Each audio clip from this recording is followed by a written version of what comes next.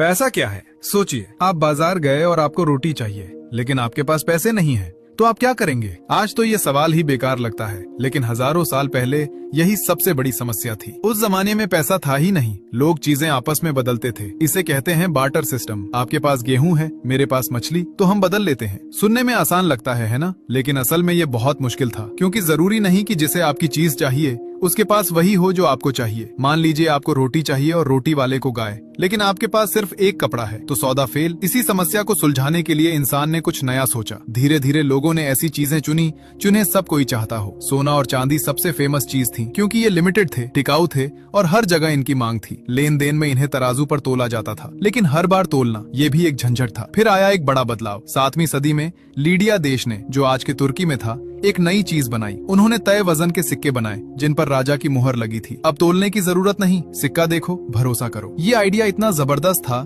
कि रोम जैसे बड़े साम्राज्यों ने भी इसे अपना लिया। सिक्कों से टैक्स जमा करना आसान हो गया, सेना को तनख्वाह देना आसान हो गया, व्यापार दूर दूर तक फैलने लगा। सिक्का बन गया शक्ति का प्रतीक। लेकिन सिक्के में भी एक बड़ी खामी थी, वो भारी थे। अगर आप बड़े व्यापारी हैं और हजारों सिक्के लेकर चलना हो तो ये तो और भी मुश्किल था। इस प्रॉब्लम का सोल्यूशन आया चीन से। 10वीं सदी में चीन के सोंग राजवंश के व्यापारियों ने कुछ नया किया। उन्होंने सोने चांदी को घर पर रखा और उसकी जगह कागज का एक टुकड़ा लेकर चलने लगे। ये कागज उस सोने की कीमत को दर्शाता था, यानी पहली बार कागजी पैसा दुनिया में आया। और ये आइडिया जबरदस्त था। यूरोप में भी कुछ ऐसा ही हुआ, लेकिन अलग तरीके से। वहाँ व्यापारी अपना सोना सुनारों के पास जमा करते थे। सुनार उन्हें एक रसीद देता था। अब जो भी उस रसीद को लाए वो सोना ले सकता था, तो रसीद ही पैसे की तरह इस्तेमाल होने लगी। धीरे धीरे सुनारों ने एक बात नोटिस की, सब लोग एक साथ सोना वापस नहीं मांगते, तो क्यों ना इस जमा सोने का कुछ हिस्सा किसी और को उधार दे दिया जाए और उस पर ब्याज लिया जाए। बस यहीं से बैंकों की नींव पड़ी। कागज का पैसा असल में सोने के बराबर था। जितना सोना तिजोरी में, उतना ही कागज बाहर। इस व्यवस्था को कहा गया गोल्ड स्टैंडर्ड, यानी पैसे के बदले असली सोना पैसा एक दावा था, एक रियल चीज पर। लेकिन 20वीं सदी में सब कुछ बदल गया। 2 वर्ल्ड वॉर, भयानक आर्थिक संकट